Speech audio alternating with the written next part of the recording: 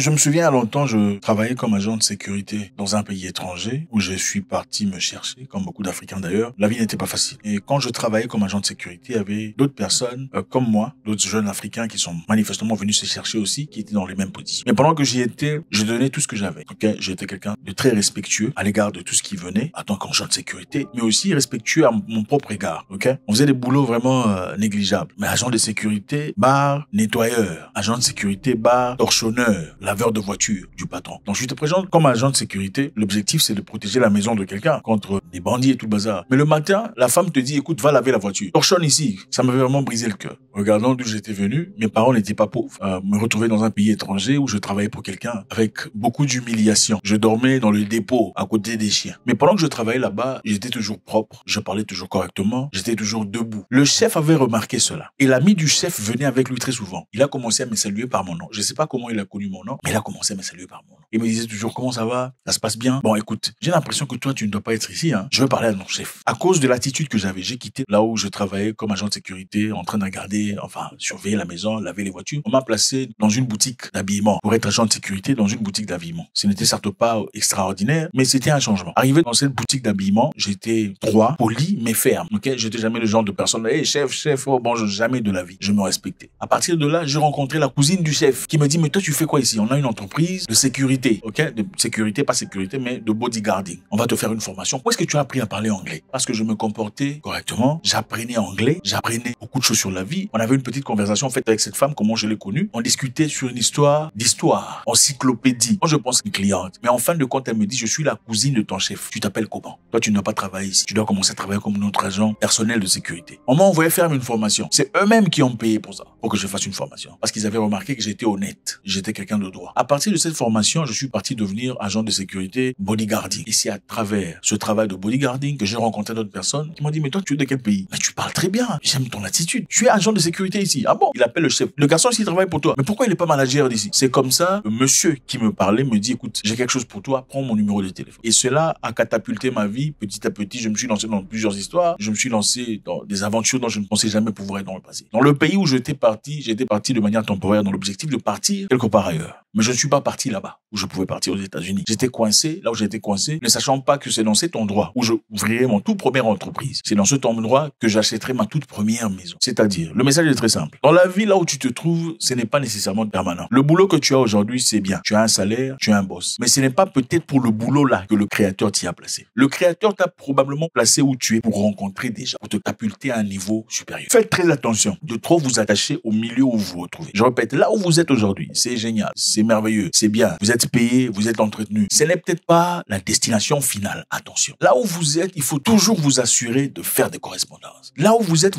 peut-être pour l'objectif de rencontrer quelqu'un, de discuter avec quelqu'un. Voilà pourquoi souvent vous travaillez dans les entreprises, les gens viennent, vous êtes trop court dans vos phrases. Bonjour, oui madame, comment ça va? Merci, vous avez le document. Sans comprendre à qui vous vous adressez. Moi, j'ai vu un jeune homme, il y a un jeune homme qui travaillait comme producteur de musique. Je suis parti le voir une fois parce qu'évidemment, je suis en train de vous préparer une surprise. Arrivé là-bas, il m'a présenté à des gens. Des gens à qui il m'a présenté sont des grands businessmen dans le transport. Ils ont multiples 90 camions. D'autres entreprises agriculteurs qui aiment la musique. Qu'est-ce qui les unissait? C'est la musique. C'est la musique qui a uni tout le monde. L'amour de la musique. C'est ces gens avec lui discutent comme ça facilement sans difficulté. Mais ce sont des gens qui sont respectés en société. Un jour, il m'appelle me dire, tiens, je suis en difficulté, j'ai besoin d'argent, je veux me lancer dans une histoire, je sais pas comment faire, j'ai besoin d'argent. Mais je lui dis, mais mon ami, toute la liste d'ardoises des personnes que tu as, c'est ça la richesse. Oh, il me dit, je veux quitter le pays, je vais aller dans un autre pays parce que j'ai l'impression que la musique ici ne fonctionne pas. Je lui dis, mais qui t'a dit que toi, ta réussite à toi sera essentiellement dans la musique? Peut-être que ta réussite à toi, c'est à travers les rencontres que tu fais, à travers la musique. Attention, Dieu t'a peut-être donné le talent de producteur de musique, non pas pour devenir riche à travers la production de musique, mais pour rencontrer des gens qui sont dans le transport, qui sont dans le gouvernement, qui sont dans l'agriculture, qui peuvent t'ouvrir des portes et d'avancer dans la vie. Il faut ouvrir les yeux. L'objectif, c'est pas toujours ce que tu fais. Tu as fait les études d'agriculture, ce n'est pas essentiellement pour devenir agriculteur. Peut-être que tu as fait ces études pour rencontrer quelqu'un dans les mines, qui y était aussi pour quelconque raison. Donc, il faut faire très attention, être très délicat et surtout être très attentif. Le message est très simple aujourd'hui. Ne vous limitez pas là où vous êtes. Là où vous êtes, ce n'est pas essentiellement là où vous devrez être. Vous connaissez certainement des histoires dans lesquelles vous étiez il y a 5 ans et aujourd'hui, ça n'existe plus. Celui-ci ou celle-ci n'est pas différente. Préparez-vous. Là où vous êtes, saisissez l'opportunité pour vous attacher à tout ce qu'il y a de positif pourra vous propulser dans l'avenir.